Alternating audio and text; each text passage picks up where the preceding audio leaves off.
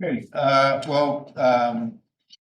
thank you, Marcelo, for inviting us. As Marcelo said, this is a set of tutorials we put together for USIPCO last year.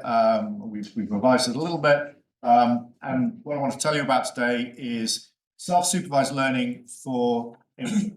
And work doesn't. Right. Are we recording now? We are. This only works on this one. Oh no, okay, perfect. Right, okay, thank you.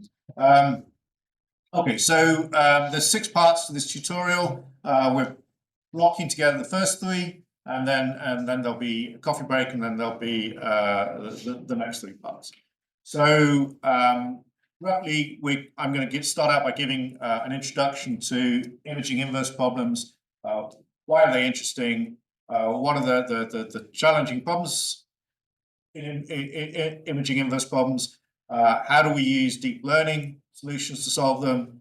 Supervised versus unsupervised, learning versus inductive bias. We'll then start talking about unsupervised methods. By unsupervised methods, we will be focusing on self-supervised specifically. I should stress at this point what we mean in terms of self-supervised learning for inverse problems is different from self-supervised representation learning, which is used in things like classification. So in classification, where it's used heavily, or even in like other aspects of AI, you train on a ground truth. You apply some transforms and corrections. You try and reconstruct, but you do that to try and learn a nice representation, which in the language of machine learning, of deep neural networks, you chop off the end bits, and you have a good representation that you can then apply to various other downstream tasks. We're looking at something that's very different to that is much more about solving specific unsupervised learning, reconstructing things in terms of inverse problems. Okay, so we then have unsupervised learning for invertible forward operators, essentially generalizations of denoising. We'll then look at unsupervised learning for incomplete measurement operators. That's probably the most challenging one. We'll point out that it's actually impossible without further prior information, and we'll look at ways of dealing with that, one through having access to multiple operators in terms of learning, and then finally we'll look at how you can do this with a single operator, but exploring aspects of the physics of the imaging system. The final sort of technical part, we'll delve a little bit into identifiability theory, which is really taking a geometric picture of this problem and looking at how and when we can expect to be able to solve these problems from a learning perspective. And then finally, we'll summarize and talk about future directions of interesting research. Okay, so let me kick off. What do we mean by an inverse problem? An inverse problem here is something very simple. It is essentially we have a set of measurements y, and we have a signal x. I'm going to commit what is called the inverse crime. So often these signals really are continuous functions, but I'm going to treat it as a signal in Rn. So I've done some form of discretization. I'm going to assume that I observe this through some measurements again in Rn. There's going to be some physics, which I'm going to represent through my operator A. This is also called the forward operator. And for simplicity, throughout this tutorial, we are going to treat linear operators. So we're only going to consider A as a linear operator, so we can think about this as a matrix, mapping from Rn to Rn. And then, of course, then finally we have E here, which captures all the noise, error that there might be within our approximation. I should stress that E here is, although we've written it as additive, it can be signal dependent, so it does capture a much wider class than this. We're not just looking at something simple Gaussian noise. We can do other things there as well. Okay, so what sort of problems are we talking about? Although we're talking, we've been restrict to linear operators, actually this still leaves us with a wide range of very interesting inverse problems that people want to solve on a day-to-day basis. And here, as in the talk, we're going to focus on imaging. So the top one here is magnetic resonance imaging, and from a mathematical perspective, obviously there's a lot of physics that goes on, and it's super complicated how you do this. But from a mathematical perspective, what you're roughly doing is taking samples, taking measurements in the spatial Fourier transform of the image that you're trying to, the scene you're trying to image. And in MRI, that takes each sample takes time. And therefore, what you want to do if you want to run a fast or an accelerated MRI scan is you want to take fewer samples in K-space. But as you can see, as you take fewer samples, so if you take less of the center, you get a worse reconstruction. So this is a classic linear inverse problem where we would like to accelerate and yet still be able to do a good reconstruction. Going up to the very large scales, but again, interestingly, still really in the Fourier domain, is radio astronomy.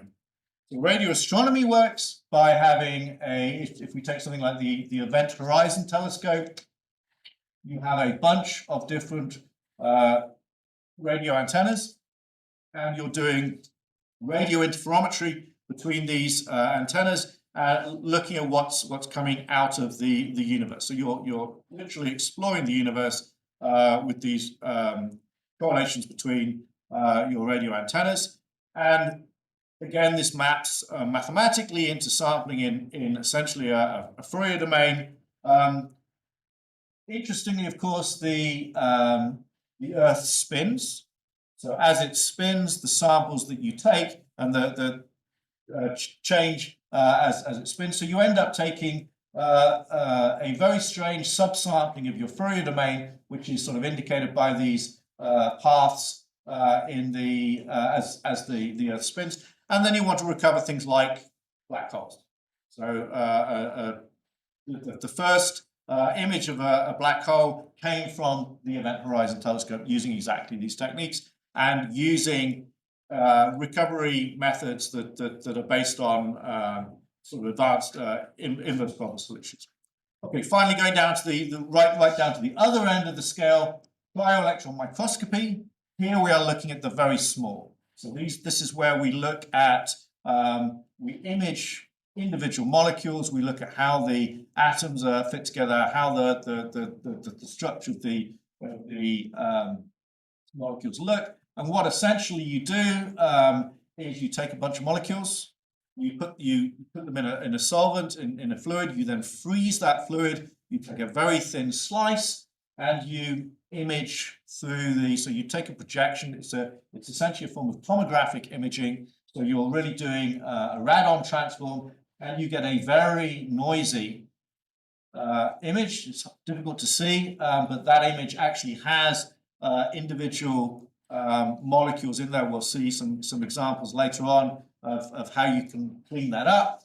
But the goal, which may look pretty impossible, is to go from this image to something like this, where you actually see a 3D structure of a molecule. This is a COVID-19 virus.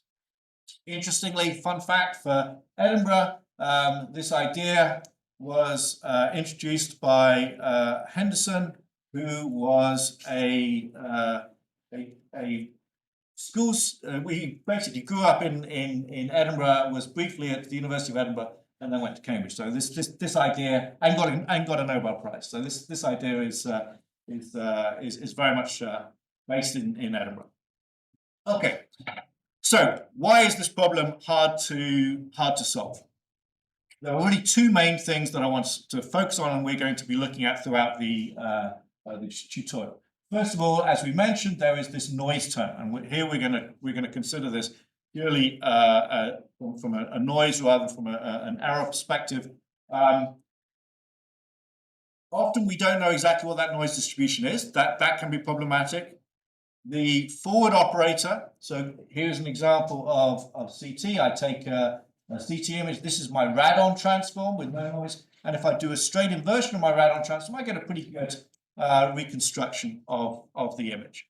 This radon transform is relatively poorly conditioned. And so when I add noise, unsurprisingly, we see that the data gets corrupted and the image becomes pretty unreadable.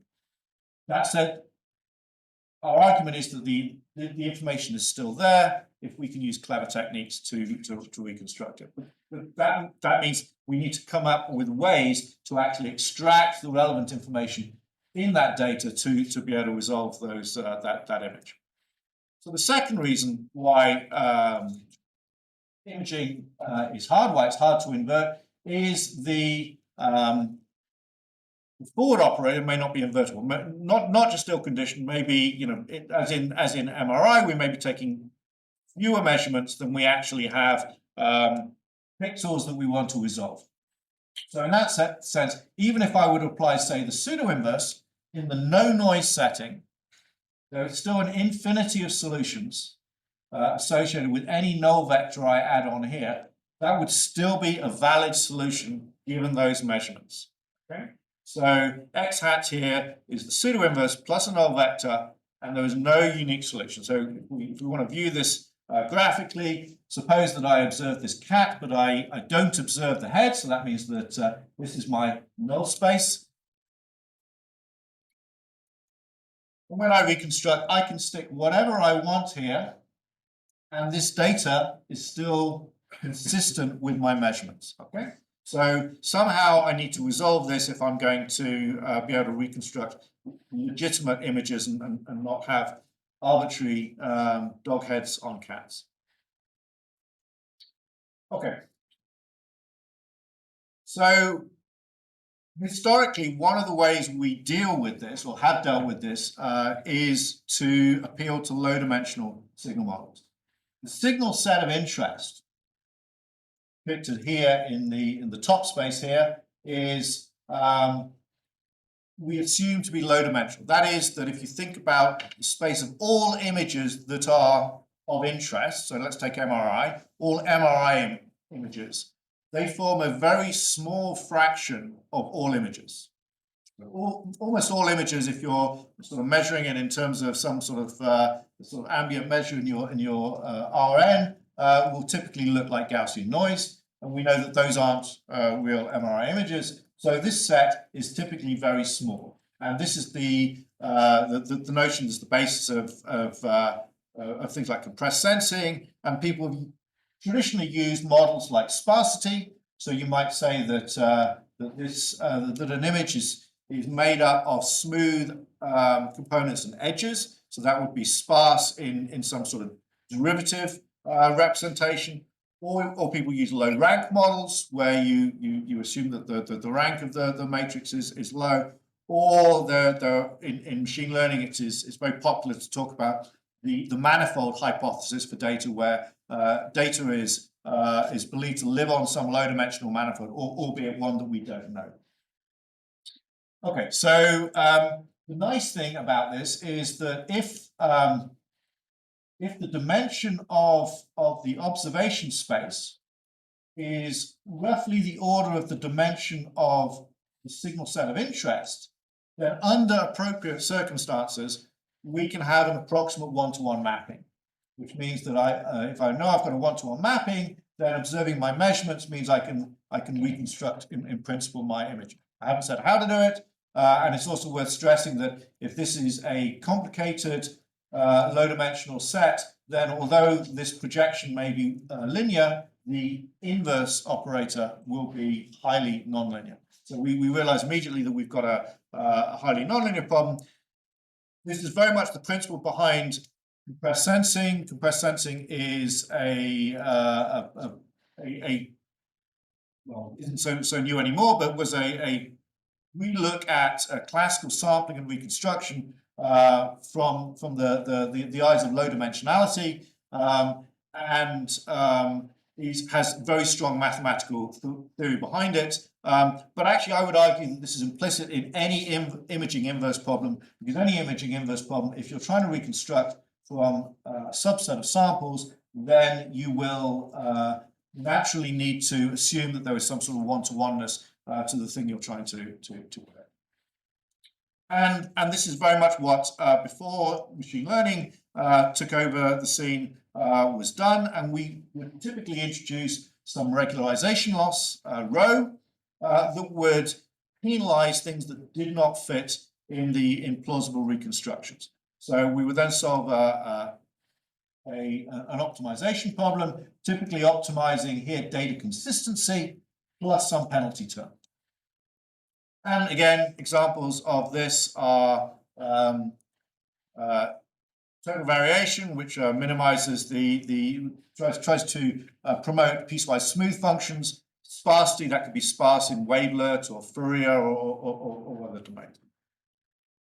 So this, until I would say about 2010, was the state of the art, and these methods very much emerged as powerful techniques within the compressed sensing theory, and were the go-to methods for things like solving advanced MRI imaging. So the disadvantage of this is that, first of all, you need to have access to a good rho, and that's typically handcrafted. You need to look at your problem and say, what is the signal set of interest? How do I penalize less plausible signals? And then, of course, you've got to solve iteratively this optimization problem. They're typically not got closed form solutions. So although this is nice and does produce really good results, it's computationally slow and is suboptimal. And certainly over the last few years, the trend has been towards machine learning.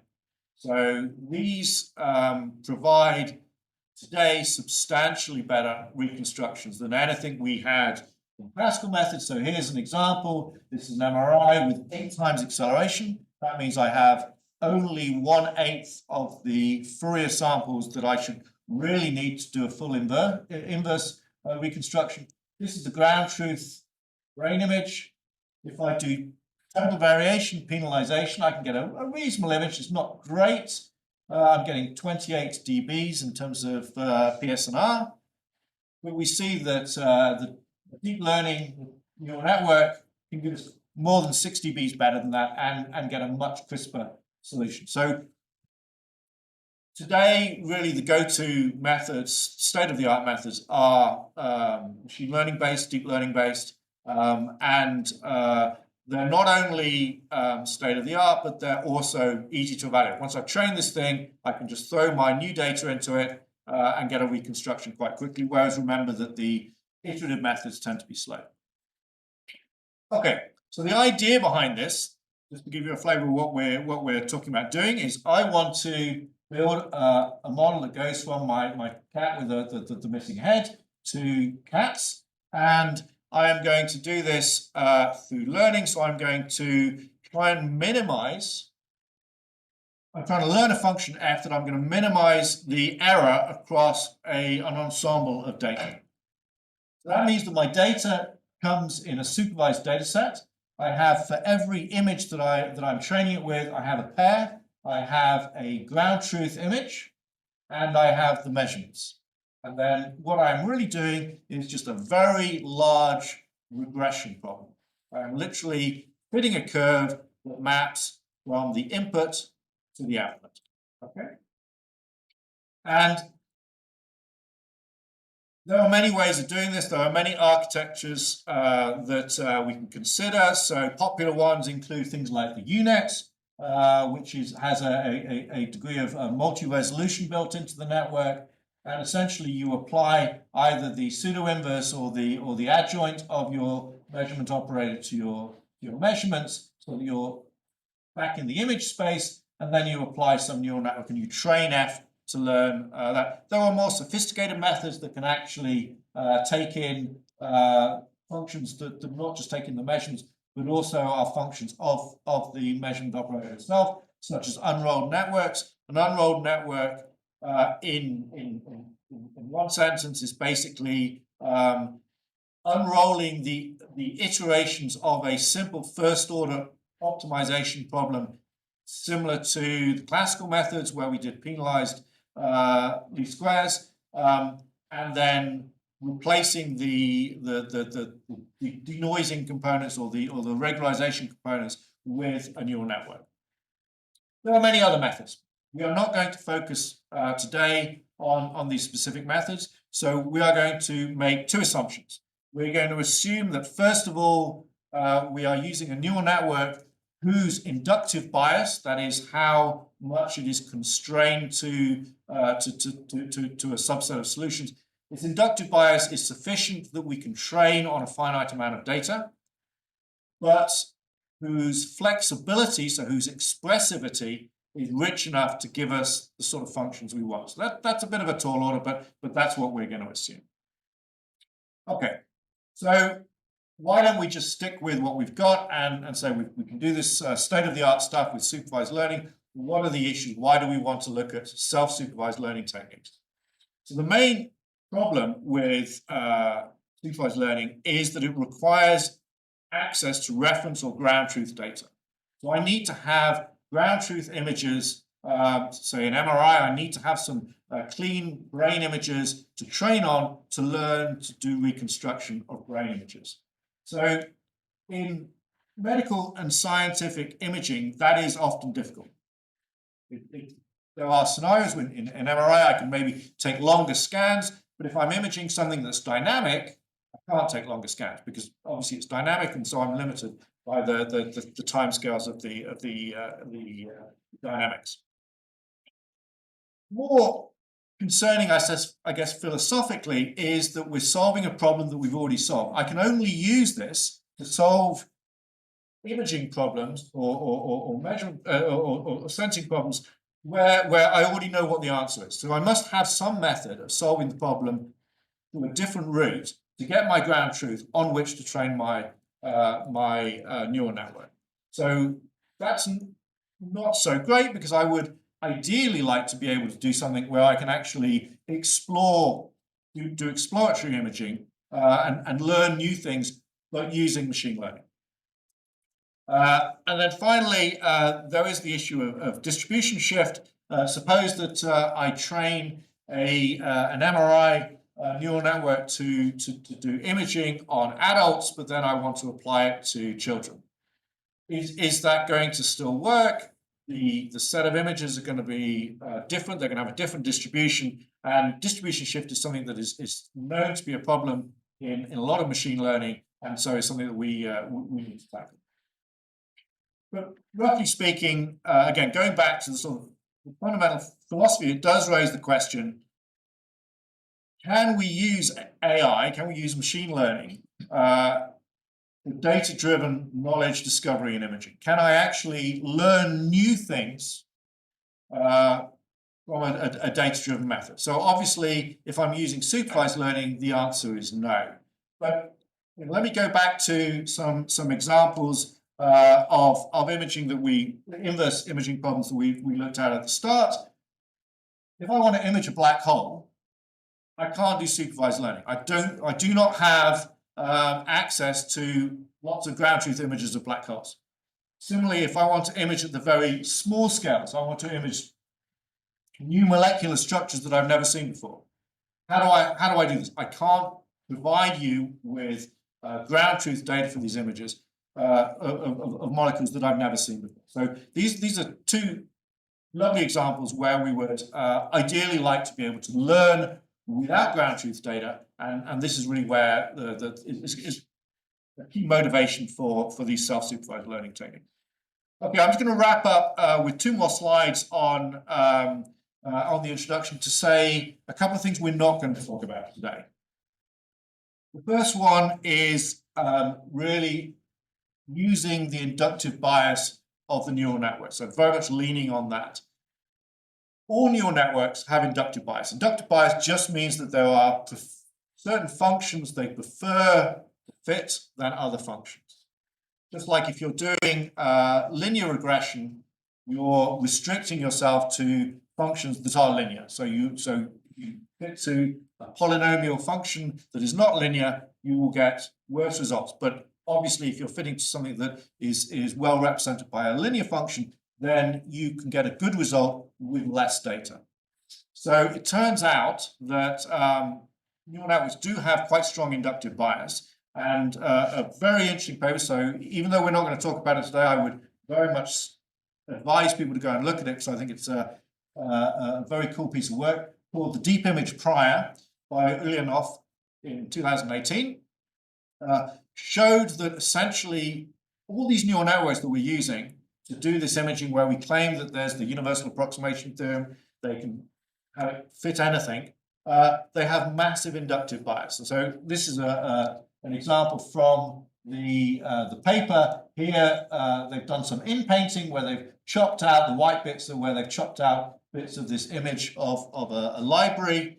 And what they do is they apply simple data consistency. So they reconstruct with an unlearned network, and they learn on the single image, and they train, but stop early. That's the key thing. If you train all the way, you typically end up with the pseudo inverse. But if you stop early, you get results like this is a particularly good one. Unfortunately, it's hidden by the video, but using a decoder-encoder network, you look at this, and it's very much filled in all the patterns within the in the image of the book. So this is very powerful, but it is essentially driven by inductive bias of the network. So it's hard to categorize.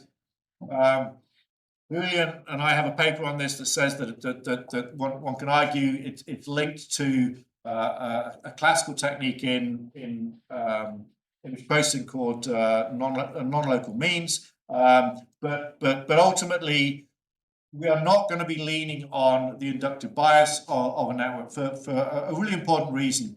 That if we're relying on the inductive bias of a network, we're back to the same scenario we were in with the regularizer, is that we've got to handcraft this. We've got to choose for this given imaging problem, what is the right inductive bias to build into my network. So we're not going to focus on that anymore. But it is an interesting topic in itself. The second topic, which we're really not going to talk about, is using pre-trained neural networks. So you'll all be familiar with ChatGPT. So you've got a pre-trained large language model. Similarly, in imaging, you can do a lot of very powerful imaging solutions with pre-trained neural networks, and specifically pre-trained denoisers. So there's a whole class of methods called plug and play. And what you do is you set up again, it's like a first order optimization problem for a regularized least squares solution. Only you replace the regularization term by a denoiser, and that denoiser has been pre-trained on previous data. These methods turn out to be very effective, and they provide better regularizers than you would get in using classical total variation or sparsity-based methods. However, I need to emphasize they are pre-trained on ground truth data. So again, we're back to that scenario that to use these methods, I need access to ground truth data. And what we're really interested in today is looking at methods that don't require, at any stage, access to ground truth data. One final thing to mention on this is that this also fits to the set of diffusion models. So you may have come across denoising diffusion models that provide very powerful, not just estimates, but also sampling. So this is something that Marcelo is very interested in, sampling from the class of images conditional on my measurements.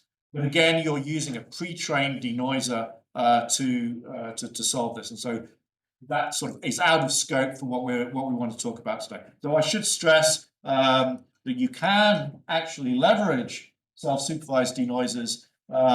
Within denoising, there's been a little bit of work. This is a very, very new area of research to do denoisers that can be trained on measurements alone, and we'll mention that again in part 3. But at that point, I will end and hand over to Julián. You want to stop there, or Yeah, for sure.